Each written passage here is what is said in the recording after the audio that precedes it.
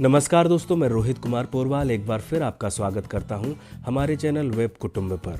दोस्तों, भारत में चल रहे किसान आंदोलन को लेकर अंतर्राष्ट्रीय स्तर पर कुछ लोगों को चुल्ल मची है और वे अपनी चुल्ल पूर्ति के लिए चिचियाने के अंग्रेजी वर्जन ट्विटर का सहारा ले रहे हैं। उन्हीं में से एक ट्वीट टॉप की पॉप सिंगर रिहाना ने किया है। उनके ट्वीट का जवाब फूल और पत्थर से दिया जा रहा है। आम आदमी से लेकर खास आदमी तक की प्रतिक्रियाएं आ रही हैं। रिहाना के ट्वीट से कुछ हो न हो उनके फॉलोअर्स की संख्या बढ़ गई है। रिहाना के ट्वीट को लेकर भारत में 3 धड़े देखे जा रहे हैं।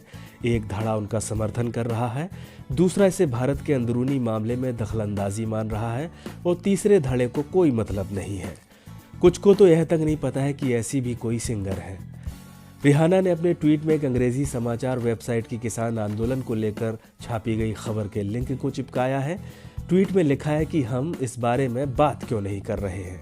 ट्वीट का असर तुरंत देखा गया और बात होने लगी। हाँ, वैसी नहीं हो रही जैसी कि डिमांड की जा रही है। इस पर कुछ लोग कह रहे हैं कि इन्होंने कभी शायद ही खेत का मुंह देखा हो और लगी हल्ला मचाने। कुछ लोगों का यह भी मानना है कि रिहाना ने ट्वीट पैसे लेकर किया है। हमने सोचा कि जब पॉप सिंगर की इतनी चर्चा हो रही है तो आपको इनके घर, खानदान और काम के बारे में विस्तार से बता दें।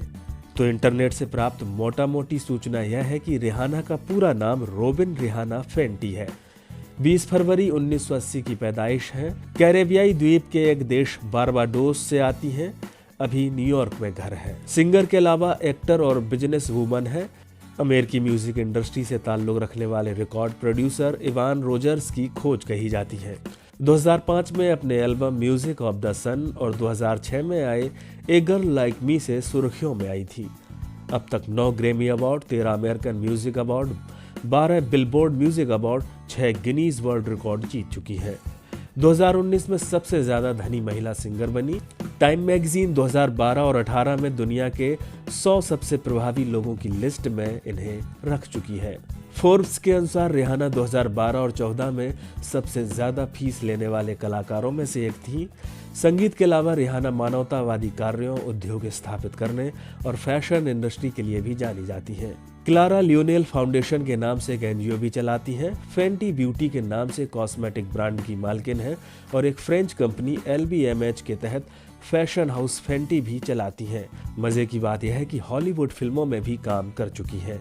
चर्चित फिल्में Battleship, Valerian and the City of 1000 planets और ओशियन 8 हैं। शिक्षा, पर्यटन और निवेश के लिए बारबाडोस की सरकार ने रिहाना को 2018 में ब्रांड एम्बेसडर नियुक्त किया था। मां मोनिका अकाउंटेंट थी। पिता Ronald Fenty warehouse supervisor थे। 2 भाई हैं, रोरी और रजत फेंटी। पिता की दूसरी पत्नी से 2 बहनें और एक भाई और है। बचपन ब्रिजटाउन के 3 कमरे वाले बंगले में गुजरा। रिहाना अपने पिता के साथ बारबाडोस की पटरी मार्केट में एक ठिए पर कपड़े बेचती थी। पिता शराबी और क्रैक कोकीन के नशेड़ी थे। पिता रिहाना की माता से मारपीट करते थे। रिहाना बीच बचाव करती थी। इसकी वजह से रिहाना की माता और पिता के संबंध कटु हो गए। इससे रिहाना के बचपन पर बुरा असर पड़ा। सिरदर्द की वजह से रिहाना ने कई CT स्कैन कराए। दर्द की भयानकता से डॉक्टरों को ट्यूमर तक की आशंका हुई।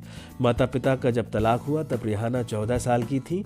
इसके बाद रिहाना की तबीयत में सुधार आने लगा। रिहाना जमाइका के 60 के दशक के रैगी म्यूजिक को सुनती हुई बड़ी हुई। Rihanna Charles M Broom Memorial Primary School और कोम्बर मेयर स्कूल में पढ़ी, जहां उन्होंने भविष्य के अंतर्राष्ट्रीय क्रिकेटरों क्रिस जॉर्डन और कार्लोस ब्रेथवेट के साथ पढ़ाई की। रिहाना एक उप सैन्य कार्यक्रम में सेना की कैडेट रही, जहां बाद में बारबाडियन गायक गीतकार सोन्टेल लाइन ने उनकी ड्रिल सार्जेंट बनी। रिहाना शुरू में हाई स्कूल से स्नातक होना चाहती थी, लेकिन इसके बजाय उन्होंने संगीत करियर को चुना। रिहाना बच्चों के स्वास्थ्य और शिक्षा को लेकर कई सामाजिक कार्यों में संलग्न रहती हैं। कोरोना काल में भी समाज के लिए भले कामों को लेकर वह सुर्खियों में रही। तो यह है रिहाना का लेखा जोखा। हमने कहीं कहीं गंभीर बात को कॉमिक तरीके से कहने की कोशिश की। आप लोगों को यह वीडियो कैसा लगा हमें ज़रूर बताएं।